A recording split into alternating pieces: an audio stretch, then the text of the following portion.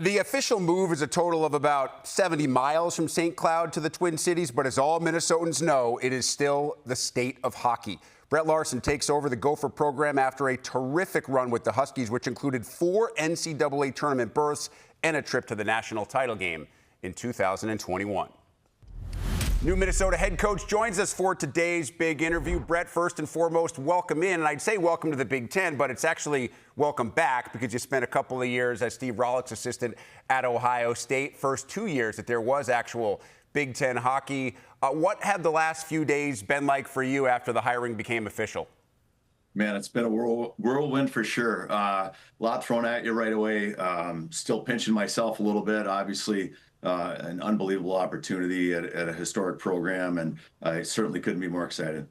Brett, if you would share what you could about a hiring process that honestly seemed to move pretty quickly. Yeah, it did. Obviously, in today's world, I think with the transfer portal and a lot of other things that transpire in college hockey, it's important to move fairly quickly on that. I thought the process was very efficient, went through several interviews.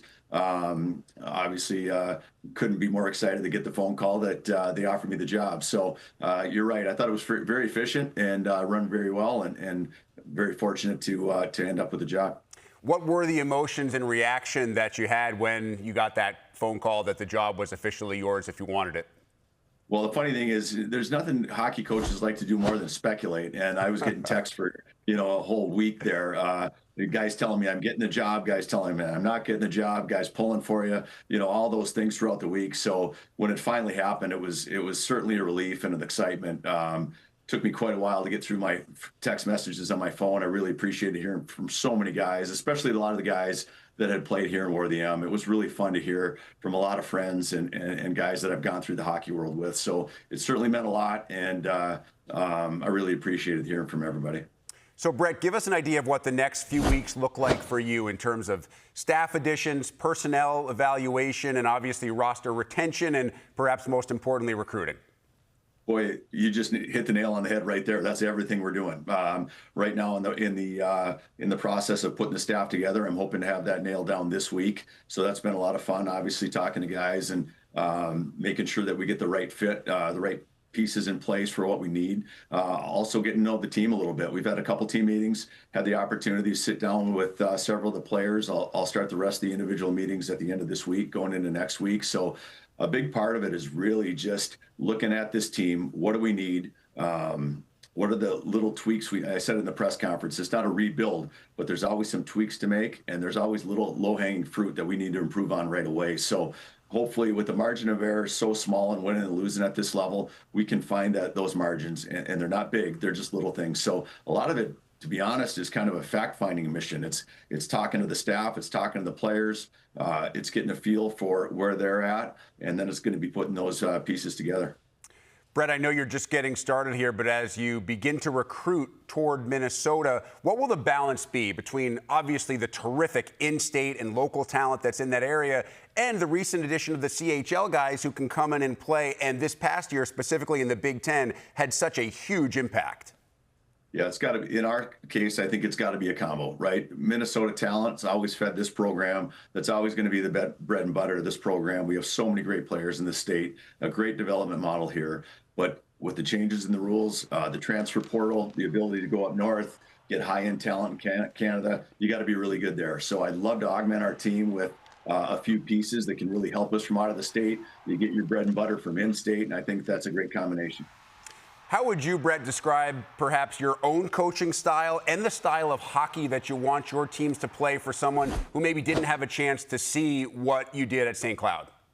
Yeah, I think it starts with work for sure, no doubt, work and character. I want this skilled team to play fast and hard. We want to play gritty. We want to be hard to play against. We want the puck more to let our skill take over. So for me, it always starts with character and work. From there, it goes into, I think, and what excites me the most is if we can bring some of the little details, a little bit of structure, and really drive a hard mentality of being tough to play against, winning puck battles, that type of thing. I think you put talent into that type of culture and that type of style of play, I can't wait to see what we can do. What do you envision inside Mariucci? What do you want that arena to look like? Oh, I want it to be buzzing. I want this place to see a team that competes on every puck, is driving pucks towards the net, that another team can't take the puck off you. I think it's fun, exciting hockey.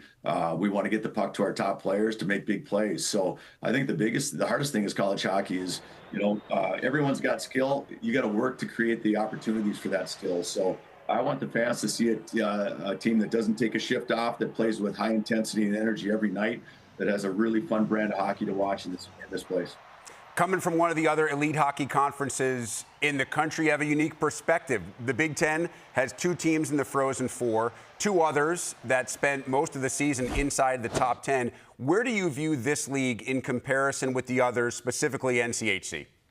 Well, it's just gotten better every year. I think that's clearly obvious that the Big Ten every year has gotten deeper and deeper and deeper. No easy games anymore. There's no nights off. This team, I think, from a standpoint of competitiveness now is right up there in the top in the country. I think that's where you want to be, and I think that's where it planned to be, and that's where it's going. And I think it's only going to get better from here. I think the Big Ten right now is the league to be reckoned with, because it's just gotten so much better every year. And right now, I think it hasn't reached its peak yet, but it's going to get there. Brett, we see it in every postseason, whether it's a weird bounce, a hot goalie, a little bit of puck luck. The top seed can get bounced early. The last team to get into the NCAA tournament can win it all. For you, without sharing too much, what do you kind of view as the secret sauce that could give your team that last little edge that it needs? It's that margin of error. It's the little things. Honestly, I think at this time of the year, those teams always play with really good structure, and they rely on who they are, because, like you said, it's going to be a bounce here or there. So if you can consistently play the right way in playoffs, you're not hoping that you're going to win a 7-2 game or anything like that. You know it's going to be tight. You know it's going to be hard. And if your structure and detail is good, it's going to get you through those tight moments. This is probably going to be a somewhat difficult question for you to compartmentalize, but as a Minnesotan, someone born in Duluth, played at Duluth, spent a couple of different stints there as an assistant, to return to what is considered the flagship program in the state as the head coach, how do you kind of balance the emotions right now of what that feels like with actually doing the job that's at hand, which is so busy? Well, yeah, it is busy, but honestly, when you take this job, you feel the responsibility right away. You feel, it's not lost on me that there are so many great players and coaches that built this program into the most storied and historic program in the country. To be handed the torch from Bob, I feel that responsibility right away. And my job is to make sure that every alumni and fan knows, and the university knows, that I'm spending every day doing everything I can to make sure that this program gets right back to where it deserves to be and should be, and that's one of the elite in the country. All right, let's finish with this. I'm curious, you made it very clear it is not a rebuild. Your term, and you brought it up a little bit earlier, is retweak. Try to explain to us exactly what that means. Well, what it means, obviously, is just, I think, taking some of the little things that I've learned along the way. You know, I've worked for some of the best coaches, I think, in hockey. I learned a lot from Scott Sandelin at Duluth. I learned a lot from David Carl at Denver in the World Juniors, David Quinn in the Olympics. There are just some little things that I want to add to this. It's some detail. It's a little bit of structure. It's a consistent work ethic and compete into a very talented group.